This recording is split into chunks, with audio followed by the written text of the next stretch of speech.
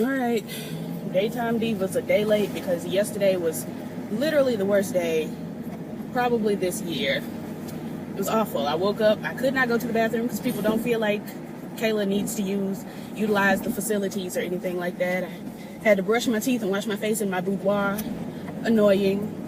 And so I was late for work because I had to, manage to get ready without being able to utilize the facility. So I'm late to work and I got to pee. So I'm speeding. And the girls give me a ticket. And it's just all of that. And then when I get to work, it starts raining and I'm already late. And my coworker is, she has moments. She freaks out about people being late. And so I have to get out of the car. And as soon as I step foot onto the pavement, it starts pouring to the point where I was soaked through my clothes, my bra, my panties, my socks, soaked. So I had to sit at work for many hours, soaking wet. It was an awful day. So that's why Daytime Divas is tardy. When I got home, I went straight to sleep. So that means the haves and the have-nots will be tardy. Queen Sugar will probably be tardy too, to be honest. So The View is talking about, the scandal with Sean and Nina, their little, scandal. And Maxine is upset because these are supposed to be her good girlfriends and she begged them not to cover the story. And of course they're leading with it because it's, drama.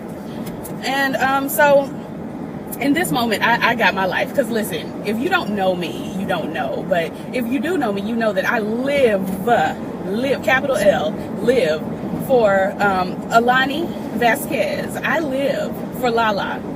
Okay, so when she popped on the screen, I was like, this is why she been missing over on Power, because she's assumed a new identity and she out here Olivia Popping the girls. The 18 wheeler was all in my lane and she tried to run me over, but we won't have it today. But yeah, I'm like, okay, Alani, yes. I mean, I knew she was coming on. Again, I'd be acting shocked like I ain't see the promo. Okay, yeah, you get over, daughter, because I got places to be. I really don't have nowhere to be. I'm going to get some tacos, but whatever. Anyway, so I was getting my life. Alani was like, you should have called me the moment you found out about the scandal, but now we got to do all of this to get it together. And I'm like, that's such a me. Like, if I could probably be a fixer, because first of all, I'm rude, and fixers generally are rude. They don't have time, we got to get this fixed. We don't have time to be out here trying to, schmooze and be nice.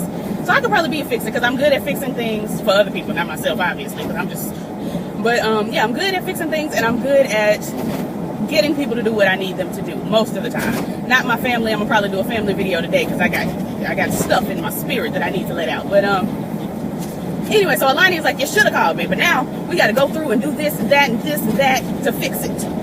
So this is what we'll do. We're gonna pivot and we're gonna plie and we're gonna strange and all of the things, and the girls are gonna be all right. And I'm like, the girls are gonna be all right. All right, so my crap just cut off for no reason, but anyway, I hope it cut off where I paused because I'm not going back.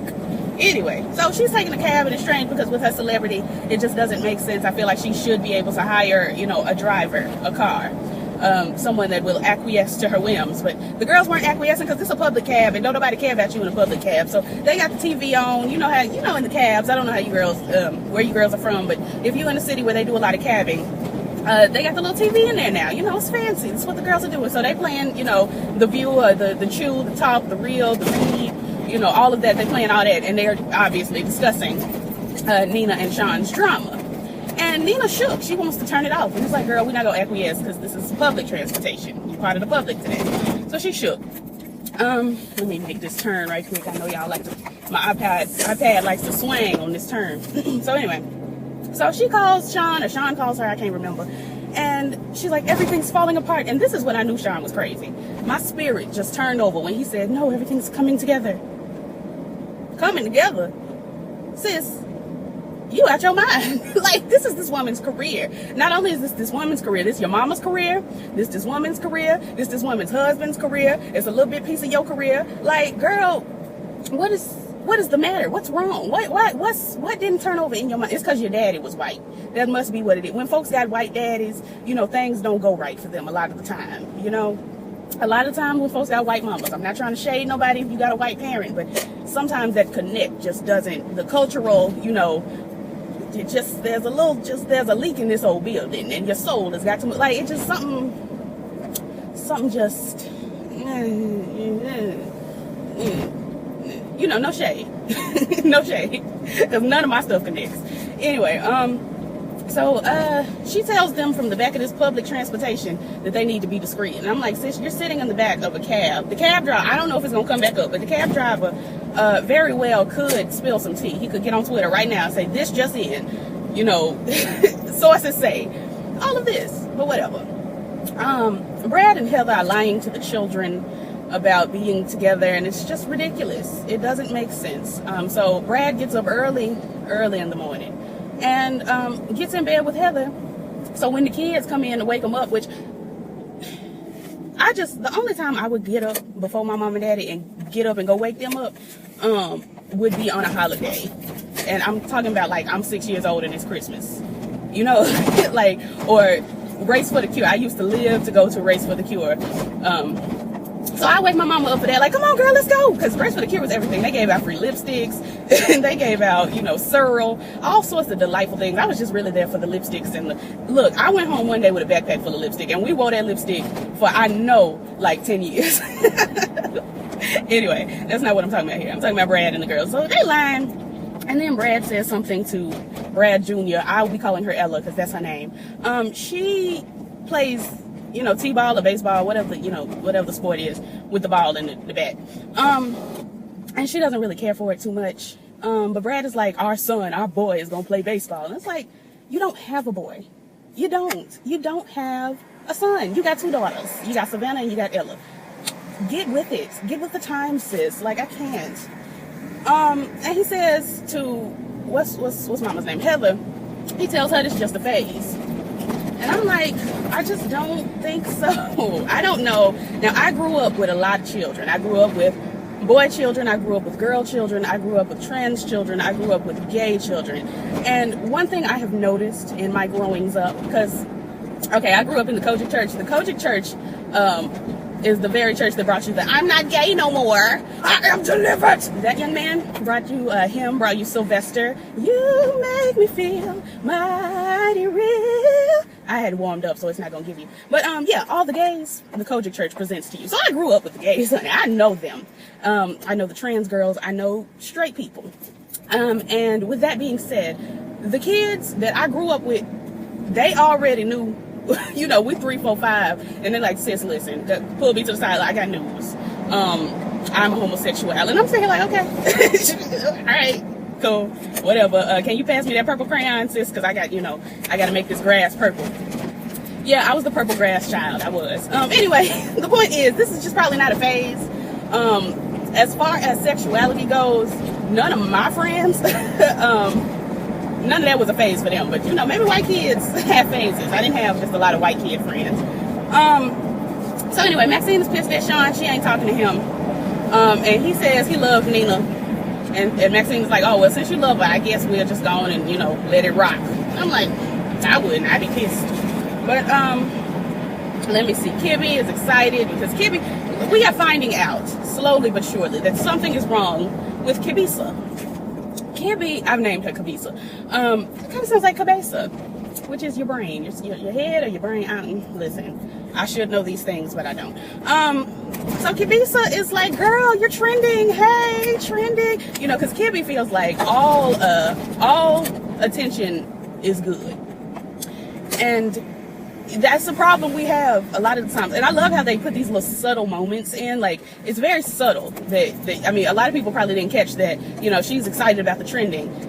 I mean, you caught it, but just the subtlety of the Disney kids in particular. Some happened over at Disney, and it's probably still happening today. I don't know if Bill Cosby worked for Disney, but something ain't right over at Disney. And I'm so glad I didn't get I auditioned to be on That's So Raven. To play her boyfriend's little sister. I didn't get the job. I was told that it's because I look too much like Raven, yada, yada, yada. Who cares? But I'm so glad I didn't, because listen, I'm already crazy about myself. I don't need that Disney demon, you know, following me around. Because I'm likable enough to where they would have put me on some more shows. The girl who was on there, I don't think she's been on anything since. No shade. No shade.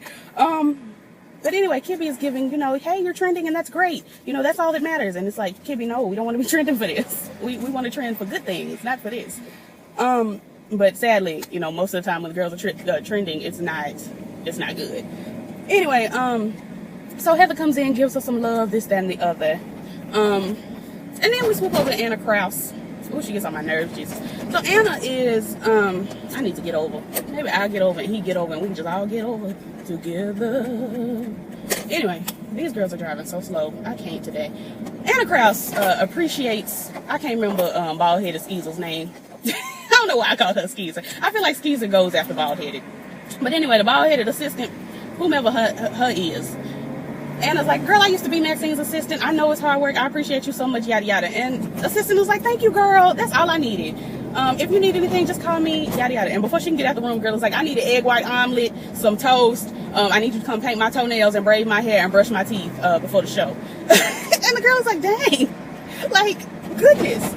So I really thought that, you know, they were going to form a connection and bald-headed scallywag wasn't going to be a scallywag any longer, but she probably going to go harder now.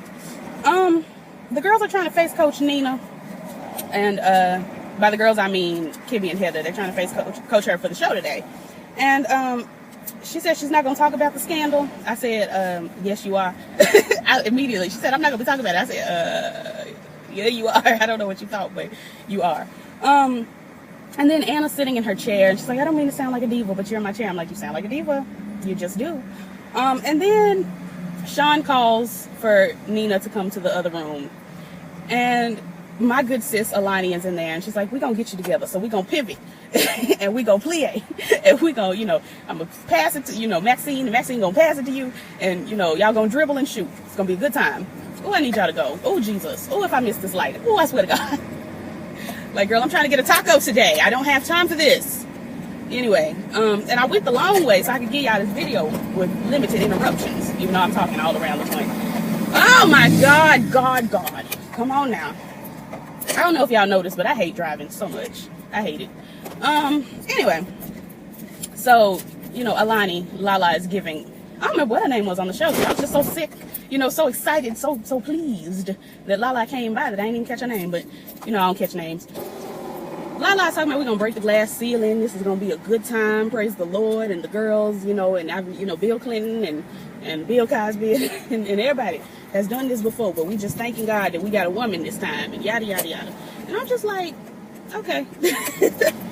And so they go on the show, and Lala's standing in the background giving, you know, look at your face, worry about your face. You know, we face coached for a reason. Shut up. I mean, not shut up, but please, be quiet. So here's the deal. Anna pops in on, you know, this her first time, her first show, and all of that, and the girls start talking about, I should let her in. I'm sorry, sis. You could have came in. I'm just doing too much right now.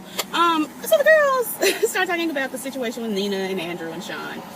And Anna goes in talking about, you know, I heard that, you know, y'all couldn't get pregnant, and that's what started this whole big to-do. And, you know, was this because of Andrew's impotence? And I hate trucks. I hate living in the South because I hate trucks. But yeah. I mean, I like my granddaddy's truck because it's quiet. But these girls with these loud, you know, V8 motors and, you know, Pier 1 tires, I just can't be bothered. You see, I don't know nothing about cars. But anyway, so Anna's giving, you know, it's because of his impotence, da-da-da-da-da. And then it's like, girl, stop this, you know. And basically, Nina storms off, you know. And Anna's like, well, we need to talk about the men because this is going to, you know, forever mar Nina's career, her reputation, all of that. We need to be talking about the men. And I agree. I didn't want to agree because I don't like Anna. I hate her with a fiery burning passion in my soul, but I agree with what she was saying. The problem is that Nina don't want to talk about it. And if she don't want to talk about it, don't force her to talk about it, you know? But she was doing it all on purpose. Nina storms out, and basically Maxine says, Nina has come down with the flu. I'm like in the middle of the show while she's storming off, she didn't got the flu.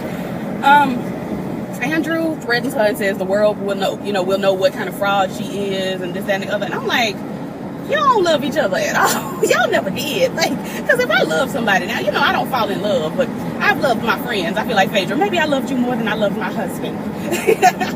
I've loved my friends. And, you know, one thing I won't do is go around spraying like my real friends. My fake friends, girl, I spray you all day. I don't have time for that. You know, the girls that give me, you know, hey, girl, and then they talk about me behind my back. You know, those girls, we'll talk about you. We'll spray you. It's no problem. But like my real friends that I've just kind of lost touch with, or we've just not been, you know, back together for a while, all of that, I'm not going to tell your tea. You know, I know a lot of tea. Listen, you may as well put lip tint on my forehead because I just know it. I just know all the tea. But I'm not going to be out here telling everybody business unless you've crossed me. Now, once you've crossed me, I cannot be held responsible. And when I'm talking about the girls that aren't my good girlfriend, once you've crossed me, I can't be responsible. My good girlfriends, I'm gonna hold it as long as I can. You really gonna have to do a lot to make me, spill yours. Anyway, why is my phone always ringing? I don't talk on the phone. Don't call me. Anyway, that wasn't a message for my grandmother. My grandma called me earlier and I ain't answered, but I don't have the energy today. I'm too sad. So Anna's giving all of that. Nina asked for privacy, yada yada, blah blah blah. Maxine tells Nina tells Sean that Nina let Anna walk all over her and all of this, and I'm like, she did. She did, because I would have started going in on Anna. Now my go in wouldn't have been a deep political read. I would have just been reading her for her looks and her her sounds, because she gives me masculine, but I would have tried to read her. I would have. So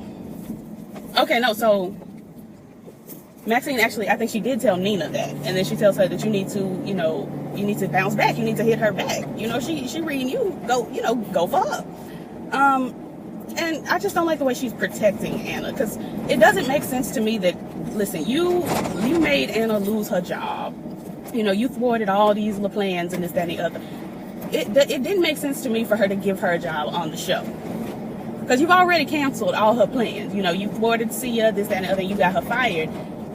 She should have just stopped trying to go for the book, because you would have just kept bouncing back with other things. She should have just quit. I don't understand why you acquiesced to her demand to be on the show, but you did, and she was on there. She was acting a fool. So I don't know. But and then she starts protecting her. Maxine is like protecting her to protect her secret, and I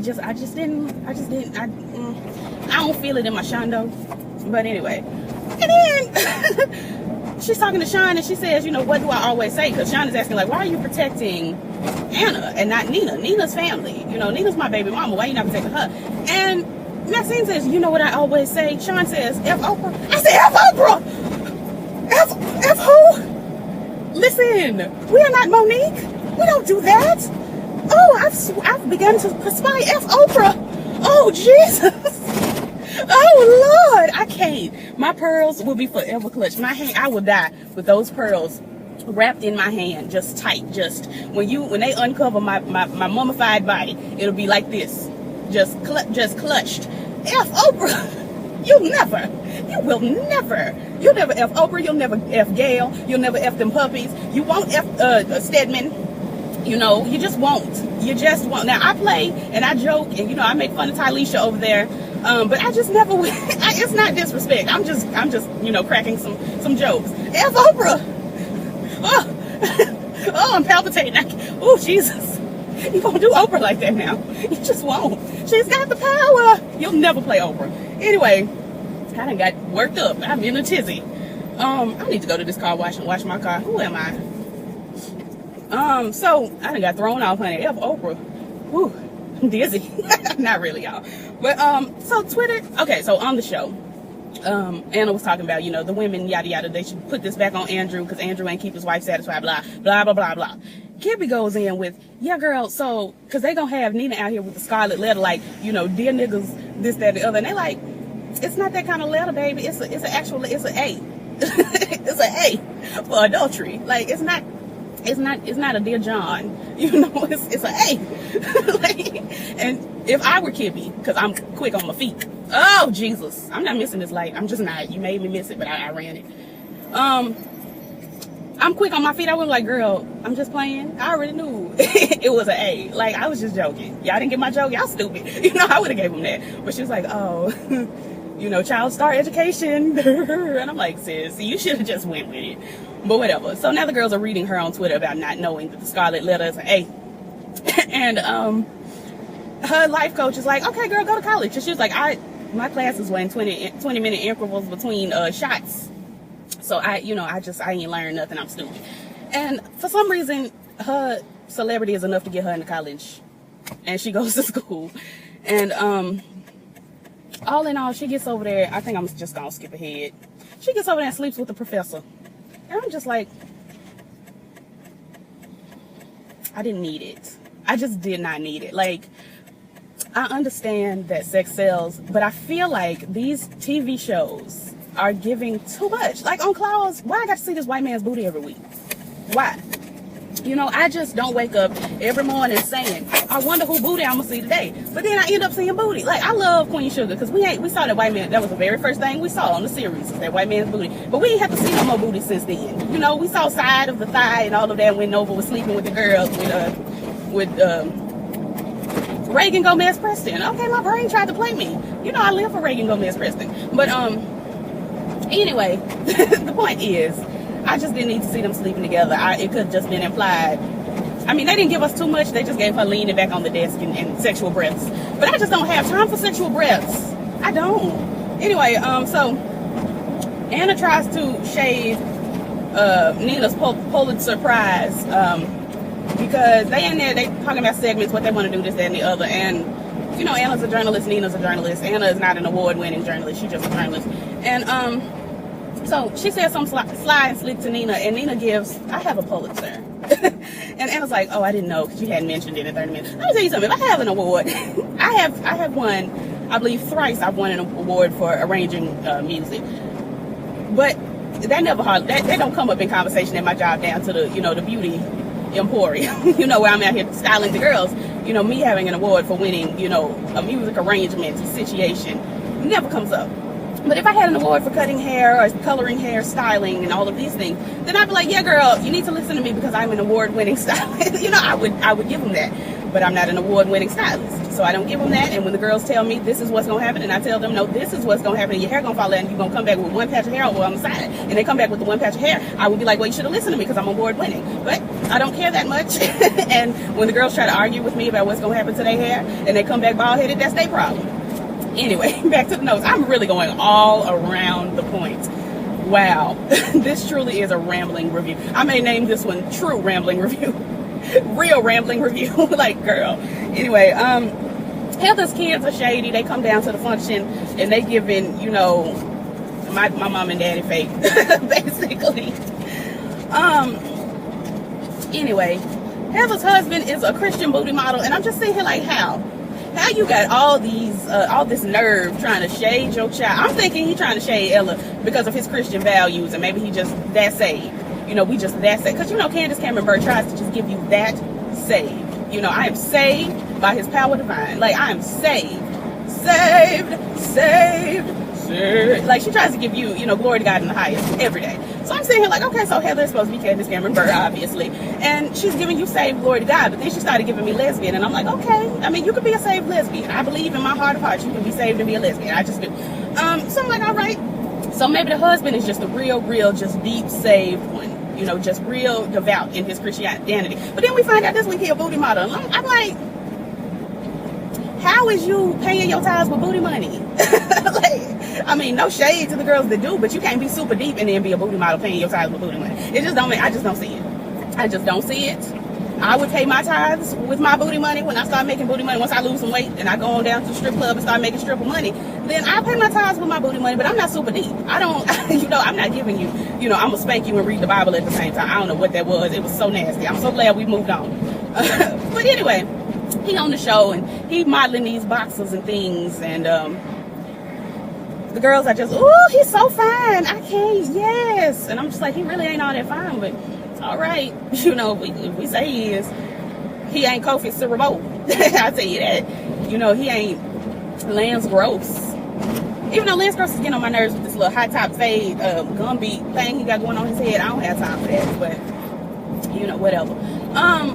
Anyway, my point is he's on the show and they faking like they really in love. They making out on camera like Karna Priya and Ray what I named that man on Potomac? Raynard. Karen and Ray over on Potomac was giving you make out, and then Heather and Brad giving you make out, and I just don't need none of it. And he gets up, he's like, I'll see you later on tonight. And I'm like, no, you're not, because you're going to be in the basement. You can't go see her. She going to come in the front door, you already going to be in the basement. She going to, you know, go on, take a shower, go to bed, and you ain't going to see her, but okay. Until the morning when y'all try to lie to your kids. Anna comes for Nina again. Oh, this is when Nina snaps. Okay, I got it all twisted. So, this, you know, second show, Nina snaps. Because Anna's coming for her again, and she's like, all right, I've had it. And then suddenly she has the flu. And she grabs some muffins and some water and storms off. And Sean is like, well, first she's storming off. And Sean is like, Nina, wait. She stops and she turns around and we think she's going to, talk to Sean. She grabs 3 muffins and a bottle of water and storms. And I'm like, me, I would have done the very same. Actually, I wouldn't have stopped and turned around because I would have been grabbing the muffins before I had walked past them, but that's just me. So Nina is like, girl, listen, I quit. I can mind my business. I can eat. I can let myself gain a little bit of weight. And all of this, I quit. Like, I'm through. And he's like, let me try to work something out, yada, yada, yada. And she tells him she's going to be on strike until Anna's gone. And I'm like, me too. Same here, because I hate her. So this is when Kibby is taking selfies in class. And, the professor act like he don't know who she is. I'm sure he did. And he goes into, I don't have a TV. Okay, how long have you not had a TV? Because what I found is the girls that don't have a TV, I don't have a TV in my room. I have to step outside of my boudoir to watch TV in either the living room or my mama's room. So I'm one of the girls that could say I don't have a TV.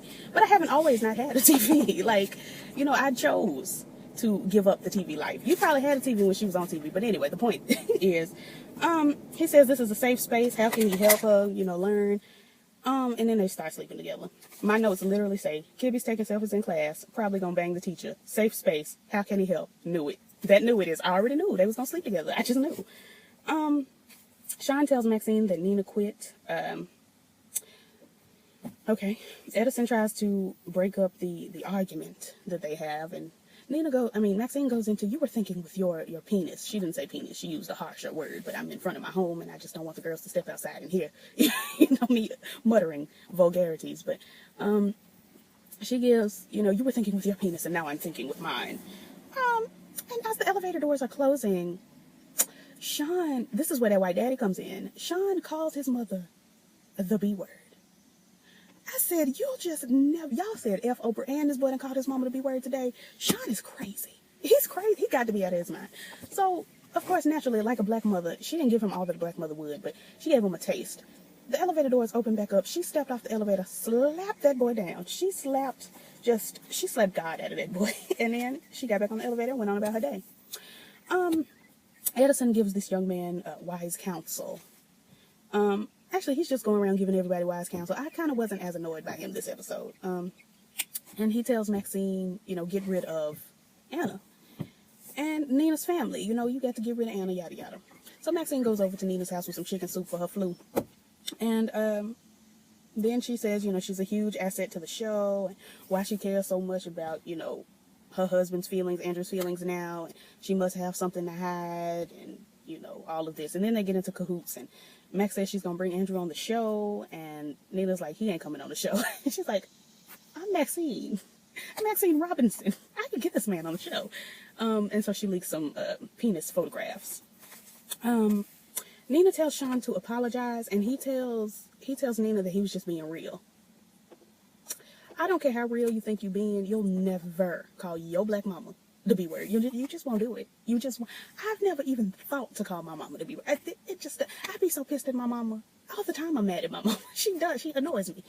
But the B word just doesn't cross my mind. It doesn't. It don't. Whatever though. So Nina gets up there and addresses the audience, and she brings up the LA Chronicle, and Anna, I think, brings up the LA Chronicle, and then shade, and Anna's trying to, so Nina brings up Anna's LA Chronicle. I'm sorry, I'm having a hard time. And, shade, and she, Anna's trying to change the subject, and she's like, oh no, we're going to talk about how you stalked this man, and, you beat up his wife, and all of this, that, and the other, and so then Anna storms off. And Maxine gives, Anna Krause has come down with a case of the flu. I'm like, yes, I live for it. Ella hit a home run at practice, and Brad is giving, yes, our boy, pointing to the child, giving our boy, is a star baseball player.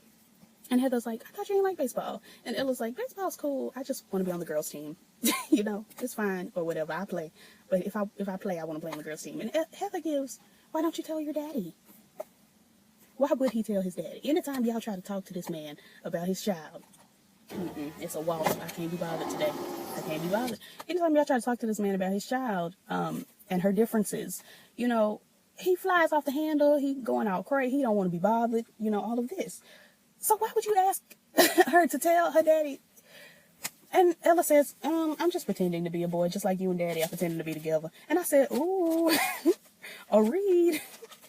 Anyway, Heather tells Brad that she can't pretend anymore. And I'm like, okay. And then, you know, this review gonna be long. Ain't nobody gonna watch this, but I'm having a good time discussing it, and that's all that matters. So they go into, you know, they moving out. Heather's moving in with Mo, whatever. Nina meets up with Andrew, and he says, you know good and well that's not my piece. And she says, I'll help you win, but you got to back off. And then while they're on the show discussing, Nina's giving, I know from experience that is not my husband's penis. I repeat, that is not my husband's penis. And then they start talking about how, you know, the girls want to attack him and bring him down, yada, yada, yada. And Sean is talking into Maxine's earpiece, giving, you really will do anything for ratings, yada, yada, yada. I'm like, you will stop talking to your mother. Like, I wanted to be the tail. I wanted to get up there and box that boy. Who do you think you are talking to? It's their white daddy. It is the white daddy. The white daddy did this. And I'm not saying all white daddies are like this, but this white daddy obviously was abusive and crazy and all the drunk and all of that. And then all of a sudden, after the show, you know, well, during the show, okay, let me do this and that. During the show, Nina's like, you know, we may not be together anymore, but he should still be, you know, your congressman or your president, whatever you're running for. And everybody claps. And then all of a sudden, Sean says, I'm sorry. Just out of nowhere, I'm sorry. Kisses his mom on the cheek. And I'm like, that's not enough. That is not enough. You need to be groveling. You need to be begging. And really, you need to be in the hospital for the way you talk to your mama. But whatever. Anyway, Heather gets Lala's number, says it's for a friend, and I'm like, why would you lie to her about her service? Like, she's gonna know it's you when you call her to figure out the plan. Stupid. And Maxine offers her a seat at the table. No Solange. And I'm like, yes, let Lala be on the panel. Like, let her go from TRL to the lunch hour. I live for it. But she said she's booked. I'm like, you're not that booked. Like, Power must be a cute coin because you're not that booked. Like, you on Power, yes. You on Daytime Divas. You know, you did this episode. What else you doing? Full Court Life is not on anymore. You got time. You can do both. Anyway, let's see. Andrew tells Sean to ask Nina about the Pulitzer Prize and whatever. Professor then, you know, we swooping up back over to school. I'm sorry, y'all, I'm bouncing all over the place, but that's how the show was. The professor tells Kibby, to hold on, you know, and she just did not like being told to hold on. And she's giving, you know, it's going to take to the other girl. You know, he going to ask you to come after class and, you know, to his office, and it's going to be hard for you to have an orgasm and da-da-da. I'm just like, girl, all he said was hold on. And she got expelled for that. Oh, I missed a call. Tragic. Anyway, Professor tells Kibby to hold on. Oh, I just talked about that. I'm just going through right now. Heather is taking the kids to Mo. Savannah asks if they're getting a divorce. She don't know. Kibby's expelled. Her sober coach wants to talk. And the sober coach, this is when we start getting into Kibby. And I really hope next episode is all about Kibby, because I need to know. But he's like, what's your problem? Because she's like, oh, I slept with the professor and he was acting a fool. He's like, why are you sleeping with him? What's wrong with you? And she's like, I'm just a sexual person. And he's like, maybe this has something to do with something else. Because like normal people don't just go around. It's just you seem to be doing a lot here. And, you know, she kicks him out, and then she closes her bedroom door and cries and slides to the floor like, you know, dramatic girls do. I've done it. So I can't even talk. And I'm like, let's get to the root. Bring Iyanla on. And let's let her fix this. Like, what's going on? Edison says he knew about the baby before Maxine, and I'm trying to figure out, you know, the way he put it, it just didn't make sense, because he was telling Sean that Maxine needs to get used to being a grandmother, and I'm just like, how's she gonna get used to it if she don't know about it? Because she was saying, you know, Edison was saying that, you know, I just told Sean that she has to get used to the idea. And it's like, how's she gonna get used to it if she's not privy to the information? Like, the way it was said was strange. And then Maxine is like, how dare you know this information before me? Which sounds reasonable. Like, wouldn't you be shook if, you know, somebody knew something important about your child before you did? And then Edison storms off like a woman, and I'm just like, I don't have time. Philip is at the police department with Anna trying to sell the idea that she killed Ted. I don't care. And then Sean asks about the Pulitzer Prize. Nina's telling him, may as well be her, because she wears me out. tells him that she stole a dead journalist's information, and that's what got the the prize. And I'm like, she only took the draft, so she did the majority of the work. She may have been able to make him a co-author, but really the majority of the work done, because she said it was just a draft, of the work. Whatever though. Anyway, so Sean is like, we have to tell somebody. We've got to, we got to, talk about this. We've got to spill the tea. And Nina's like, we won't be doing that. And then Sean gets up and he storms off like somebody's niece. And I'm just like, I hate him.